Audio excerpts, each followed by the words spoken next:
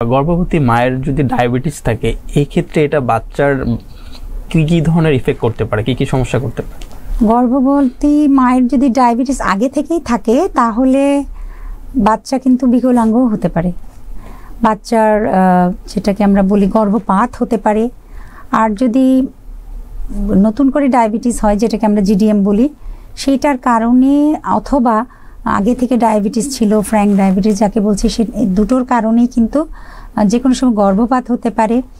তারপর শরীরে পানি আসতে পারে, প্রেশার হতে পারে এবং অসময়ে বাচ্চা যেটাকে আমরা বলি প্রিমেচিউর লেবার, অসময়ে তার ব্যথা উঠে যেতে পারে আর অসময়ে বাচ্চা হয়ে যেতে পারে, অপুষ্ট বাচ্চা হতে পারে।